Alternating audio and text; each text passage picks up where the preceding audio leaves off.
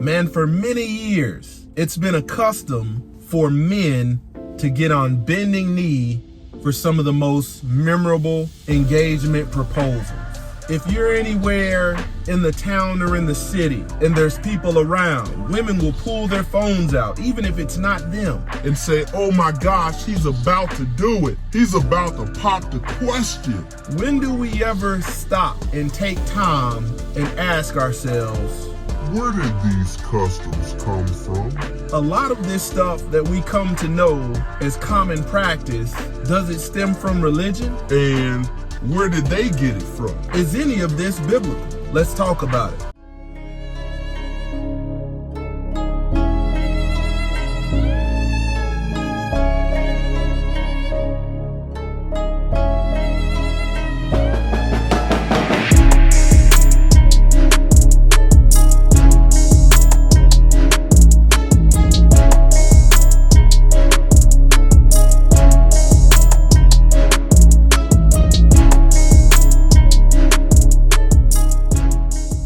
Glory to the Most High, Yah Shalom. Thank you for tuning into another righteous, spirit-filled episode. Today, I'm back at it in them trenches, handling that kingdom business. Man, today we're gonna have a hard conversation, and you might be somebody that thinks that you can handle the truth. And I want to advise you that a lot of people stray away from having hard conversations because they can't park their feelings and emotions elsewhere.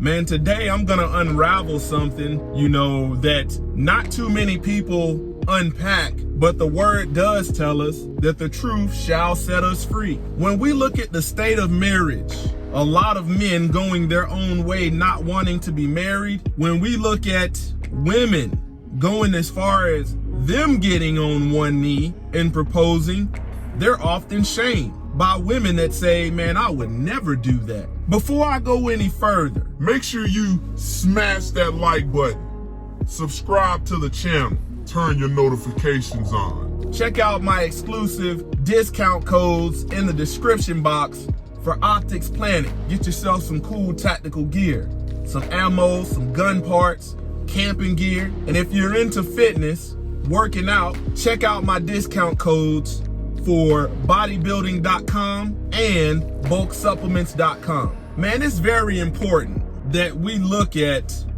the origins of stuff, because the Bible tells us, the scrolls tells us to return to the old path. Seek the old things. Man, you have more men that have done stuff out of ignorance that were never interested in seeking wisdom. Man, there is a lot of rebellion going on, and men are opting out of marriage. But today I want to have a conversation just to get you to think about getting to the truth, restoring righteousness. When we look at the origins of men getting on one knee and bowing down, man, that started in the late 300 AD with the medieval knights doing that unto kings. We don't see men getting on bending knee,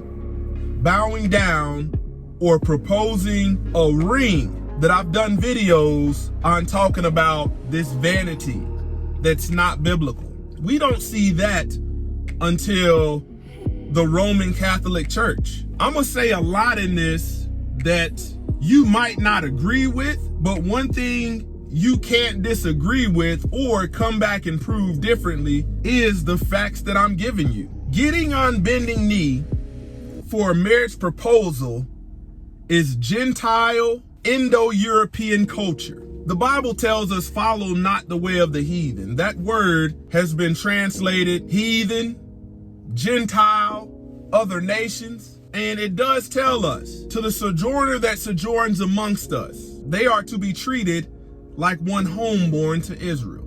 There's one law, one statute. But most of what you see in today's daytime and hour is Roman gecko culture, that's been fumbled through religion of which that's not biblical.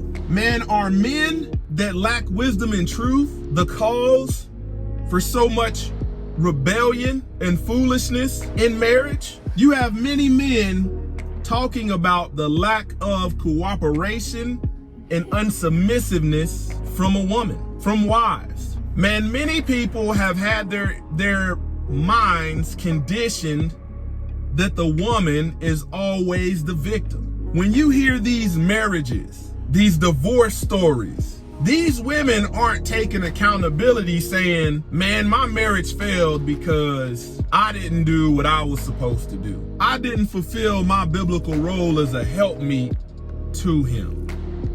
But oftentimes, more times than you would realize, the same narrative gets pushed. And that is, the man is to blame. You know, he didn't do X, Y, and Z. That's the reason why this failed. Oh, he broke my heart. You have marriage counselors that have come out and admitted that they've struggled with cognitive dissonance in taking sides where there is no truth. Man, are men the reason? Are men that comply to Roman Greco culture and their customs the reason for these rebellious women? Man, the Most High says, man, you got to find way of rejecting the commandments of the Most High, Yah, to keep your own traditions. The Gentiles were known for their lawlessness. Paul, when you look at those letters, those epistles, he's going around trying to correct and teach them the ways of the Most High, Yah, so that they can separate from their lawlessness. You know, there is nowhere in the Bible where when it comes to the union of marriage, the covenant of marriage, do we see the righteous men getting on one knee, bowing down, saying, will you marry me? That's just not how that went. Here's another one. From the stance of women, you would have women say, oh, but it's so romantic. And I would say, oh, but it's so unbiblical. If we're supposed to be living in truth, those that worship me must worship me in spirit and in truth. At what point do you get out of your feelings in the spirit of your emotions and actually get back to truth? Man, I've been in leadership for many years, and servant leadership does not mean you submit to a subordinate. Look at the action of a man getting on one knee, bowing down, pouring out his heart, confessing his love, giving a woman a symbol of something that's never symbolized marriage biblically, and it's nothing more than vanity. The word says that a woman should have no authority over man, no authority whatsoever. This might be the reason why a lot of men worship women, and they don't even know it. You can't even begin to enter into this conversation as a man if you lack truth. I want you to think about all these married men that have entered marriage through Roman Greco customs and principles. You ask these men, hey, man, you mind helping me move a couch on Sunday? It won't take number about 30 minutes. And you're dealing with a man that doesn't stand flat-footed in his leadership role. The response is, man, I gotta ask my wife. Man, I gotta ask my woman. Not once in leadership does a leader ask a subordinate for permission to do anything. It's the stance I'm coming from, because when we look at biblical order, Yahushua HaMashiach, if we get back prior to the Roman Catholic Church, who the Roman Catholic Church, you know, was gung-ho about letting it be known and standardized that the name is Jesus Christ, Christ meaning anointed. Yahushua HaMashiach is the head of man. Man is the head of woman. The Most High is the head of Yahushua HaMashiach. How did we get to this point where all these men are asking for permission from women when you're supposed to be the head? Now we got to look at headship and authority. See, at one point in time, men were able to get away with this and not have to deal with the consequences, because historically a lot of men haven't had to suffer the uproar and the prevalence of feminism. So you might look back and say, man, they did it for a long time. Just because generations before you did it doesn't mean it's biblical. But nowadays, with this concept, this narrative, this agenda that's being pushed via feminism for women to be in charge, for women to have authority over men, you know, this is why a lot of men possibly struggle with submission of their women, of their wife, of their woman, because you entered into an agreement that wasn't righteous. And the way you went about it was definitely unbiblical, especially when you get on bending knee, present a symbol of your love, of the contract you about to go down to that third party courthouse and sign that says, "In God we trust," but allows two men to go get that same marriage license. You got to think a lot of men do this, and a lot of them aren't able to get their house in order to get that woman in her rightfully submissive role. But you got to think, how did you enter into it? You was the leader, but you bowed down to the subordinate. You got to understand why the woman is not in a leadership role above the man, because the Most High Yah says you are the weaker vessel. Not to say that you are weak and helpless, but you are weaker. The same reason why the adversary, the serpent, attacked you in the garden. Didn't go through the man. He knew how to get the man. All he had to do was go through you. Man, I want you to really think about this. Let me know what you think down in the comments. Let me know some of the research and studies that you've done on your own down in the comments. I know what I'm saying goes against the culture, goes against the grain, but whose culture are we keeping?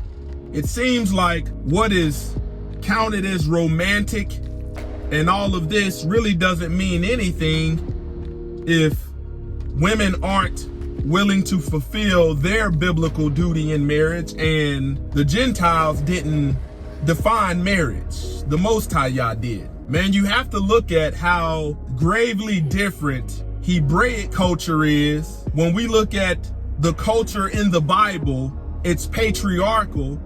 And then you have to look at Roman, Greco, Gentile, heathen culture. You look at a lot of this religion that on the surface says they're biblical, but we see a lot of gynocratic and matriarchal principles. Most people don't pay attention to stuff like this. A lot of men that go through this, you know, aren't able to get their house in order. Some men flat out give up, let it take its course, you get divorced. But I guarantee you, if you stick to the truth of what's in the Bible and return to the old path and submit to your authority as a man and stop submitting to all this lawlessness, you won't have as many problems. You got to realize, man, Yahushua HaMashiach, when he says he returns, man, every knee is gonna bow. Look at who these men bow down to without even being submitted to the Most High Yah. How are you gonna fulfill a leadership role when you're spending your time submitting to your subordinate, talking about happy wife, happy life? That's a matriarchal, gynocratic concept. Don't forget to comment, like, subscribe. Closer to Yah Ministries, kicking that thing gun barrel straight.